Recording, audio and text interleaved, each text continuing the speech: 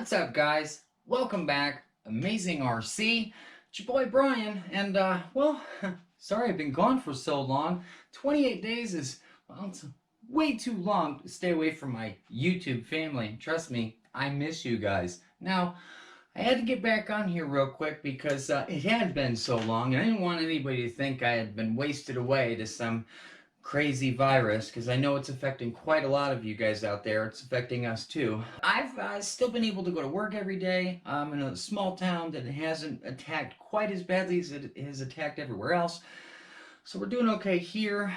Most of the time since I've been gone, I've been working on Gary's build here. So I'm trying to scoot this along as quickly as possible without sacrificing quality. And that's why I've been distant, because most of my time is either gone to work, family, or right here at home with Gary's build.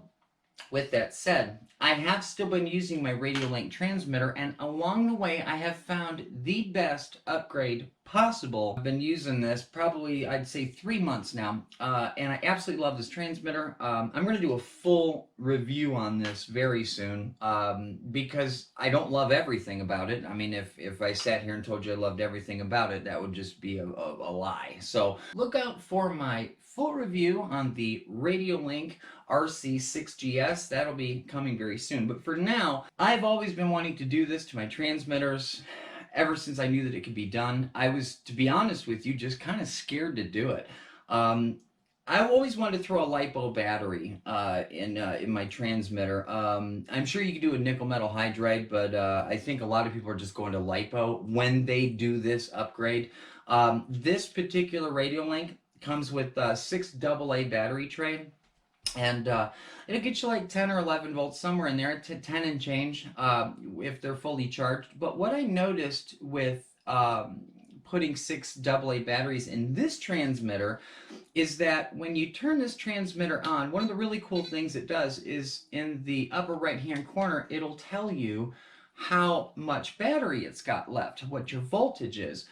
And right now I've got 12.8, and that's because I have a 3S LiPo battery inside here. And prior to that, when I had 6 AA batteries in here, it would be like 10 and change. One of the things that I noticed almost immediately is that every single run I would do, let's say I would start at 10.2 volts. By the time I was done with that run, I'd be at 9.8 volts. When I would start my next run, I would be at 10.1 volts or possibly 10.0. Basically, what I'm trying to say is that every single time I would run this transmitter with 6 AA batteries in it, I would lose power every single time. And to be honest, I really didn't start off with that much power to begin with. I am fully unaware that if I put a more powerful battery in this, I would actually get more available volts to use on demand.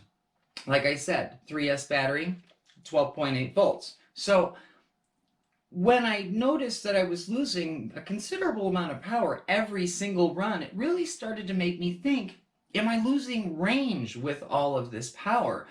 And now that I have my really cool RSSI value here, I can actually see how much range I'm losing as I drive away with the car. Now that I have the 3S LiPo battery in here, the RSSI value drops considerably slower, and as you can see, I start off with a much higher voltage. The other thing that I noticed is that this voltage takes way longer to drop. So I could have my 3S LiPo battery in here and do 6 or 7 runs in a row, and I may drop from 12.8 to like 12.4. So instead of, you know, losing almost half of my AA battery power in 6 or 7 runs, I'm barely touching this 3S battery in the same amount of time. Something else I noticed once I had this battery in here, because I was kind of freaked out, it was a LiPo battery, and I didn't know if I should be unplugging this every single time, you know, and I don't. I basically have my 3S battery here with my, you know, little red plug on it, which is what is provided inside, you know, your RC6GS battery tray. And this, I just snipped this off, you know, this was soldered in there. So I went ahead and snipped off my red and black wires here. I went ahead and soldered on the plug that was on here to my battery, and now my battery will plug right in here. Now, you are going to run into, you know, sometimes an issue trying to find a battery that's going to fit in this thing. With that said, they do make transmitter batteries specifically made for transmitters. They will usually fit right in these battery cavities. I happen to have this 3S battery kicking around the house because this is what actually used to run the Komodo. Now I've picked up a new battery from Banggood.com, and I have that in the Komodo, and I have since taken my old beat-up 3-year-old, you know, 3S battery and threw it in my RadioLink, and I absolutely love it. So with all of that said, one of the best upgrades I've ever done to any transmitter, including this RC6GS by RadioLink, is putting in a LiPo battery. Now definitely check the specs to your transmitter. I know my Dumbo RC-X4 over there is usually a 4AA battery tray. It will also take a LiPo battery. I think this one takes something goofy like a 6S battery or something with that. All I did was just throw some Velcro on the bottom here so that I could get in and out quickly without it trying to, you know, fall apart later on. So basically, what are your advantages of the LiPo battery? You're gonna get way more out of this transmitter, out of this one charge of this battery. It's going to be considerably less expensive once you stop buying 6 AA batteries for the transmitter every other week. I mean, I have, I think, 3 or 4 cars on this transmitter, so I'm constantly using it, and I'm constantly depleting very good batteries. I don't buy crap batteries. I mean, these are the Energizer Super Duper Ultimate Death and Carnage, you know, lithium batteries. And I smoke these 2 weeks. I'll smoke 6 of them. And these are like $14 for 12. So they're very expensive batteries. You get rid of the tray. Boom, you got your 3S.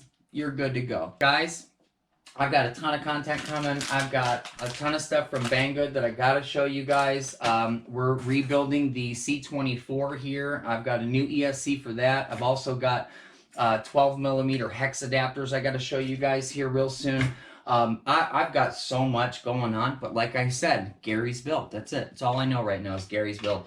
Once I get this thing to Gary, the floodgates are going to open and all this content's going to come out to you guys, including Gary's build. You guys don't even know what's going on with this right now. I've painted this thing a color that you're gonna, if I told you right now, you guys would tell me I'm full of crap. Guys, I'll see you guys very, very soon. Hopefully with a brand new video, and hopefully it won't be 28 days from now. If you don't have one of these guys, go get one. I love this transmitter. Full review on this very soon. It's Brian, Amazing RC. We'll see you guys with another really cool video very, very soon.